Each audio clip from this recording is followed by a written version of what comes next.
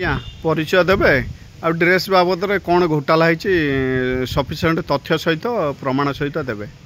ପ୍ରତାପ ମହାନ୍ତି, କେନ୍ଦ୍ରାପଡ଼ା ଜିଲ୍ଲା ସୂଚନା ଅଧିକାର ଅଭିଯାନ ଆବାହକ। ଦେଖନ୍ତୁ, ଏବେ ସରକାର ବାହାର କଲେ ଲକ୍ଷପତି ଦିଦି। ଲକ୍ଷପତି ଦିଦିର ଏକ୍ଜାକ୍ଟ ଅର୍ଥ ହେଲା ଯେଉଁ ମହିଳାମାନେ ନିଜସ୍ୱ ବିଜନେସ୍ କରି ବର୍ଷକୁ ଲକ୍ଷ ଟଙ୍କା ରୋଜଗାର କରୁଛନ୍ତି ତାକୁ ଲକ୍ଷପତି ଦିଦିରେ ଘୋଷଣା କରାଗଲା।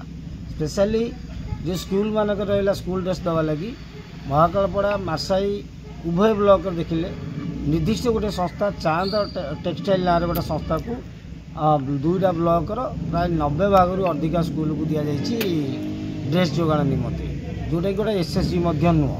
ଆଉ ଯେଉଁ ଏସ୍ଏସ୍ଜି ମାନେ ଆପ୍ଲାଏ କରିଥିଲେ ଏସ୍ଏସ୍ଜି ମାନଙ୍କୁ ପ୍ରାୟତଃ ମିଳିନି, ଗୋଟିଏ ବ୍ଲକରେ ଗୋଟିଏ ଦୁଇଟା ଏସ୍ଏସ୍ଜି ଦିଆଯାଇଛି। ଆଉ ଗୋଟେ ବଡ଼ ଧରଣର ଦୁର୍ନୀତିର ଗନ୍ଧ ବାରି ହେଉଛି ଆମର ଜିଲ୍ଲା ପ୍ରଶାସନ ତରଫରୁ।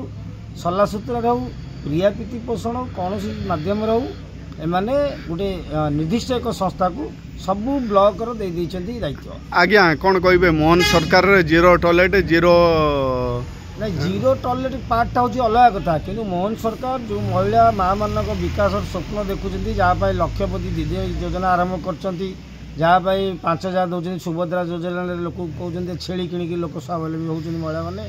ସେଇ ମୋହନ ସରକାର କେମିତି ଆଇନଟାକୁ ବଦଳେଇ ଦେଲେ, ଯେତେବେଳେ ଏସ୍ଏସ୍ଜି ଗ୍ରୁପ୍ ମାନେ ଦେଇଛନ୍ତି ଆପ୍ଲାଏ କରିଛନ୍ତି, ଯେଉଁମାନେ ଡିଆଇସିରୁ ଟ୍ରେନିଂ ନେଇଛନ୍ତି, ଟେଲରିଂରେ ବାବଦ ଟ୍ରେନିଂ ନେଇଛନ୍ତି ଏବଂ ବର୍ଷ ବର୍ଷ ଧରି ସେମାନେ ମଧ୍ୟ ସ୍କୁଲକୁ ଯେଉଁ ଆମର ଡ୍ରେସ୍ ଯୋଗାଣ କରୁଥିଲେ, ସେମାନଙ୍କୁ କେମିତି କାଟିକିରି କେମିତି ଗୋଟିଏ ଘରୋଇ ସଂସ୍ଥାକୁ, ପ୍ରାଇଭେଟ୍ ସଂସ୍ଥାକୁ, ଚାନ୍ଦ ଟେକ୍ସଟାଇଲ ନାଁରେ ଏକ ସଂସ୍ଥାକୁ ମାର୍ଶାଇ ବ୍ଲକ ମହାକାଳ ବ୍ଲକର 90 ଭାଗ ସ୍କୁଲକୁ ଦେଇଛନ୍ତି ଡ୍ରେସ୍ କପଡ଼ା ସପ୍ଲାଏ କରିବାକୁ।